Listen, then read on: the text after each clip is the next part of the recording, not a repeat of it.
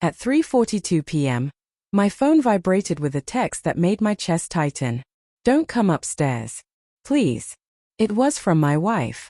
I stared at the screen, my thumb hovering, my heart already pounding as if it knew something my mind was still refusing to accept. She worked in the same building, 2 floors above me. She'd started using short, careful texts like that months ago. No emojis. No warmth.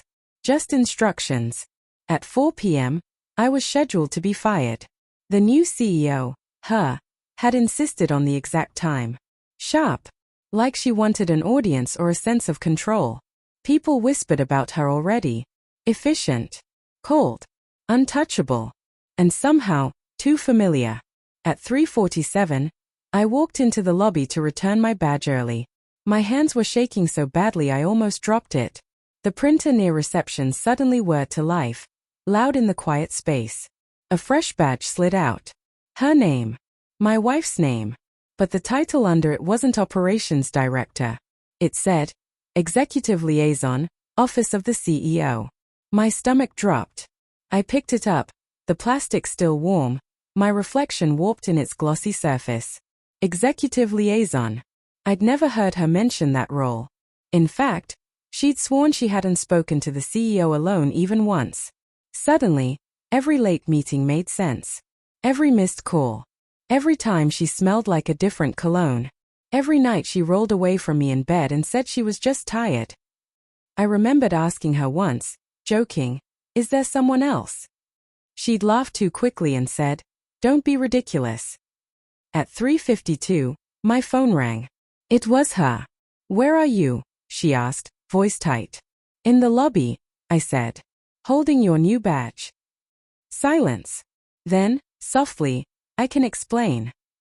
We met in a small conference room on the 2nd floor, the one with the broken blinds and the hum of bad fluorescent lights. The one where I'd once helped her practice a presentation back when we were equals. She wouldn't meet my eyes. "It started after the restructuring," she said. She was mentoring me. I didn't plan for it to change. Change into what? I asked. Her voice cracked. "Into something that cost you your job." The truth came out in fragments. Late-night strategy sessions. Drinks that went too far. Promises made in quiet offices behind closed doors. The CEO hadn't demanded loyalty, she'd bought it. Promotions. Influence. And finally, my removal. "I tried to stop it," my wife whispered. "But by then, she'd already decided you were inconvenient." At 4 p.m., my termination email arrived. No explanation. Just efficiency. I didn't yell. I didn't throw anything. I just felt hollow, like someone had reached into my chest and scooped out years of trust with one careless hand. "What did you think would happen?" I asked her.